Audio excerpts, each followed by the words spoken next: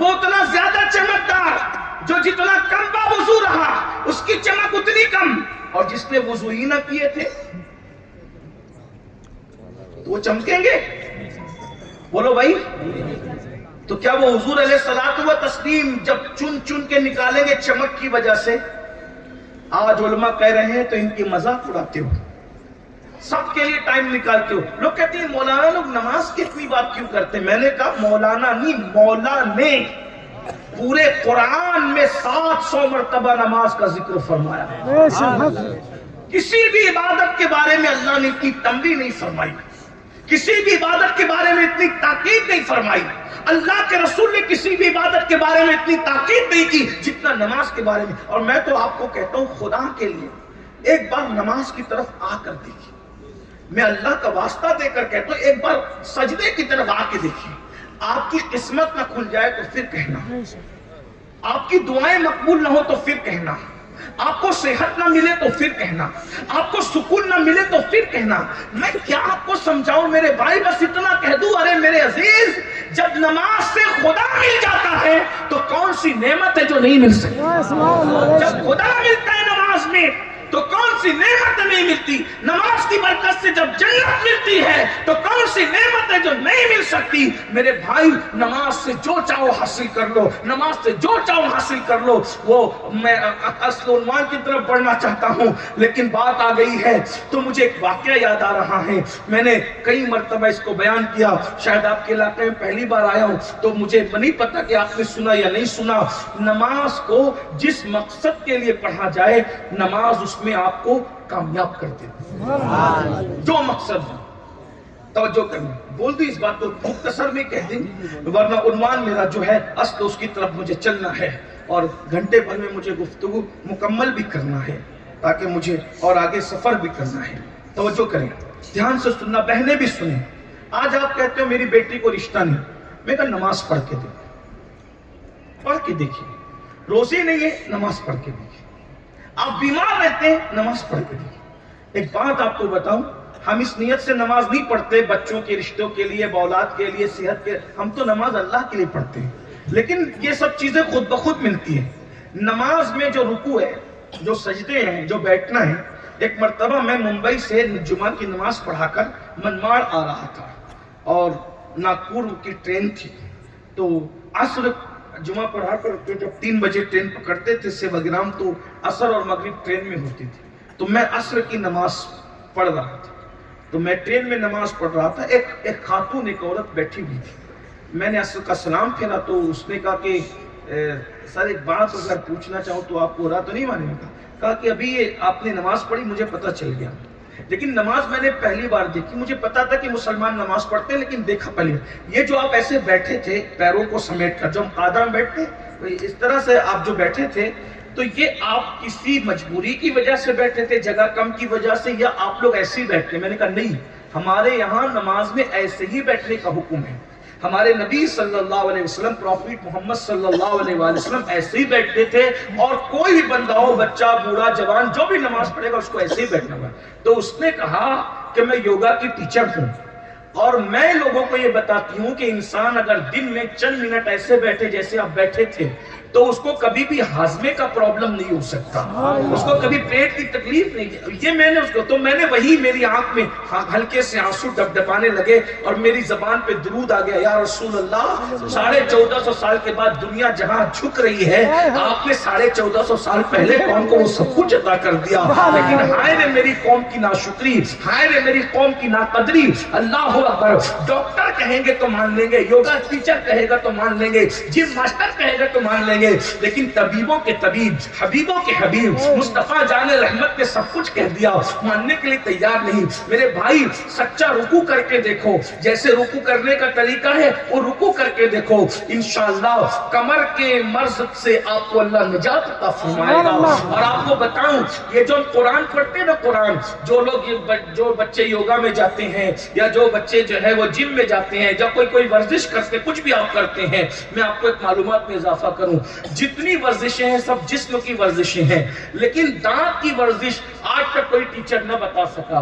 لیکن ہم جب قرآن پڑھتے ہیں نماز میں تو اس کے 29 حروف ہے اور ہر حروف کے لیے الگ الگ مخارج ہیں. یعنی کہ جب سا ادا کرنا ہو تو زبان کی نوک کو جو ہے ثنایا علیہ یعنی آگے کے اوپر کے 2 دانت کے کناروں پہ لگانا پڑتا ہے. اسی طرح ضاد ادا کرنا ہو تو زبان کی جڑ کا کنارہ جو ہے وہ داڑوں کی طرف جو ہے اس طرف جو ہے لگانا پڑتا ہے. اس طریقے سے الگ الگ حروف ہے. اسی طرح سے جو ہے وہ کچھ حروف جو ہیں وہ سینے سے نکالنے ہوتے ہیں, کچھ حلق سے نکالنے ہوتے ہیں, کچھ حروف حلقی ہے یعنی کہ اس کے جو ہے وہ میم ادا کرنا ہے. تو آپ کو میں بتاؤں یہ جو دانتوں پر زبان لگتی ہے, یہ زبان کا کنارہ داڑوں پہ لگتا ہے, ادھر لگتا ہے ادھر لگتا ہے, تو یہ دانتوں کی بھی ورزش ہے جب ہم مخرج کے ساتھ قرآن پڑھتے ہیں. آج تک کوئی ماہر طبیعت کا ماہر کوئی بھی جسم کے اور جسمانیات کے حوالے سے علم رکھنے والا, ورزش بتانے والا دانتوں کی ورزش نہ بتا سکا. لیکن اگر آپ مخارج کے ساتھ قرآن پڑھیں تو یہ دانتوں کی بھی ورزش ہو رہی ہے, اور یہ صرف آپ کے پاس ہے اور کسی اور کے پاس نہیں. لیکن ہم لوگ چونکہ ورزش کی نیت سے قرآن نہیں پڑھتے, ورزش کی نیت سے نماز نہیں پڑھتے, ہم تو بہت بڑے مقصد کے لیے پڑھتے ہیں. وَرِضْوَانٌ مِّنَ اللَّهِ أَكْبَرُ, اللہ کی رضا سب سے بڑی چیز ہے, ہم اللہ کی رضا کے لیے پڑھتے ہیں. تو وہ جو بات کہہ رہا تھا ذرا غور سے سنیے. جس مقصد کے لیے نماز پڑھو اس مقصد میں تمہیں کام کر کے دیکھو. اور ایک بات میں بڑی کہہ جا رہا ہوں, اپنے اللہ پہ یقین کرتے, رسول اللہ کے فرمان پہ مجھے یقین. آپ کو اگر آپ کی مراد نہ ملے نہ نماز پڑھنے کے بعد, اب مجھے پکڑ لیں, جو سزا دینا چاہتے ہیں, لیکن آئے نماز کی طرف. شرط ایک ہی ہے, نماز ایسے پڑھیے جیسے نماز پڑھنے کا اللہ رسول نے حکم دیا. سیکھ کے پڑھیے, صحیح پڑھیے, پھر اس کی برکات دیکھیے. دولت چل کے نہ قدموں میں آئے تو پھر کہنا, برکت چل کر قدموں میں نہ آئے تو پھر کہنا. ایک بات آپ سے کہوں, آپ پریشان ہوتے تو تعویذ دینے کس کے پاس آتے ہو؟ علماء کے پاس آتے ہو. کس کے پاس؟ یہی ہے نا. روزی میں گھٹوتی ہوتی تو دعا کرانے کس کے پاس آتے ہو؟ علماء کے پاس. صحیح ہے, کسی اور کے پاس جاتے ہو, اور یہ علماء تمہیں تعویذ دیتے بھی, پھر تمہارا کام بن بھی جاتا ہے. لیکن ایک بات آپ سے پوچھو, علماء کے پاس آتے ہو, تمہاری آمدنی ہے 50,000, 1 لاکھ, 2 لاکھ, اور جس کی آمدنی 10,000 مہینے کی ہے اس کے پاس روزی کی برکت کا تعویذ لینے کے لیے آتے ہو. لیکن وہ کبھی تمہارے پاس نہیں آتا کہ میری روزی بڑھنے کے لیے ذرا کچھ کیجئے. آپ سے پوچھنا چاہتا ہوں, آپ 5,50,000 25,000 کما کر بھی بے سکون ہو, یہ لوگ 10,000 کما کر بھی سکون سے کیوں ہے؟ اب بھی نماز کی اہمیت تمہیں سمجھ میں نہ آئے گی. وجہ یہ کہیں بھی رہتے ہیں, 5 وقت برابر مسجد میں دوڑ بھاگ کر کے پہنچتے ہیں. کسی کی برات ہے, چھوڑ کے مسجد میں پہنچے, نماز پڑھانا ہے, نماز پڑھ کے دیکھو. تو یہ جو بات کہنے چلا تھا نماز کی اہمیت پر, اس کو سنیے ذرا, اللہ کرے دل میں بات اتر جائے. اورنگزیب کا دور تھا, اورنگزیب بادشاہ کو آپ جانتے ہیں, اس کا دور تھا. اورنگزیب کی عادت تھی جب بھی کوئی مہم پر جاتے تو اورنگزیب کی عادت تھی کہ کسی مزار پہ حاضری دیتے اور ان کے وسیلے سے دعا کرتے, اور اگر کوئی اللہ کا ولی زمین پہ ہوتا تو اس سے کہتے تم بھی دعا کرو. آپ لوگ کیا کرتے ہو, نہ مسجد آنے کا وقت نہیں تو مزار پہ جانے کا وقت آپ کے پاس کیا ہے؟ اور رہی صحیح کسر جو ہے وہ یوٹیوب کے نابالغ محققوں نے پوری کر دی کہ یہ تو مٹی کا ڈھیر ہے, یہ تو کیا کر سکتے, تو ناک پر سے مکھی نہیں اڑا سکتے, اور یہ نہیں کر سکتے, وہ نہیں کر. میں نے کہا میرے بھائی, یہ جو بتوں پر آیتیں, بتوں کے خلاف جو آیتیں نازل ہوئی تھی, یہ ولیوں پہ پڑھ رہے ہیں, اور تم بہک رہے ہو. کیا کہتے؟ ولی ناک سے مکھی نہیں اٹھا سکتا. میں نے کہا پہلی بات, جو ولی قبر میں چلا جاتا ہے اس کی ناک پر کبھی مکھی بیٹھ بھی نہیں سکتی. اگر یہ ولیوں کے مزار کے لیے ہوتی نا, تو ولی کے مزار کے اندر تو کبھی مکھی جاتی نہیں. تو یہ ولیوں کے لیے نہیں ہے.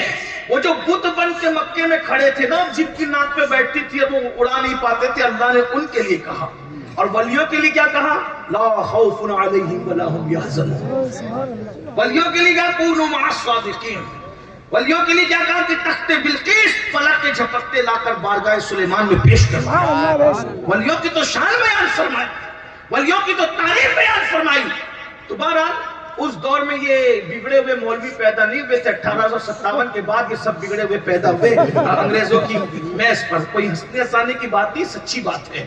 انگریز بھی جب بگاڑنا چاہتے کہا امام بگاڑو تو قوم خود ہی بگڑ جائے گی. تو پھر انہوں نے بگڑے ہوئے امام بنائے، اور اس کے بعد 1857 کے بعد پھر یہ سارے خرافات آئے کہ نبی تو زندہ نہیں ہے، نبی تو حاضر نہیں ہے، نبی تو ناظر نہیں ہے، نبی تو یہ نہیں ہے، نبی تو وہ نہیں کر سکتے۔ کلمہ نبی کا پڑھا، برائی نبی کی کرتا ہے، اپنے باپ کی برائی نہیں کرتا، رسول پاک کی برائی کرتا ہے، تو ہے کون ذرا یہ بتا؟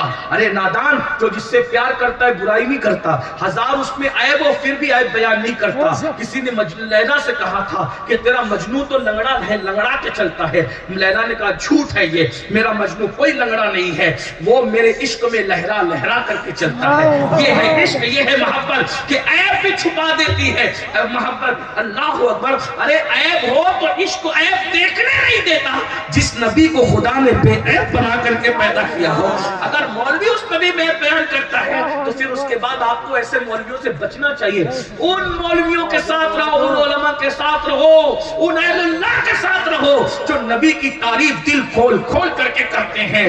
اللہ اکبر! کیا کہتے ہیں؟ سرور کہوں کہ مالک و مولا کہوں تجھے، باغ خلیل کا گل زیبا کہوں تجھے، کرما نصیب ہوں تجھے امید کے کہوں، جانے مراد کانے تمنا کہوں تجھے۔ اللہ نے تیرے جسم منور کی تابشیں، اے جانے جامے جانے تجلا کہوں تجھے، مجرم ہوں اپنے عفو کا سایہ کروں شہاں، یعنی شفیع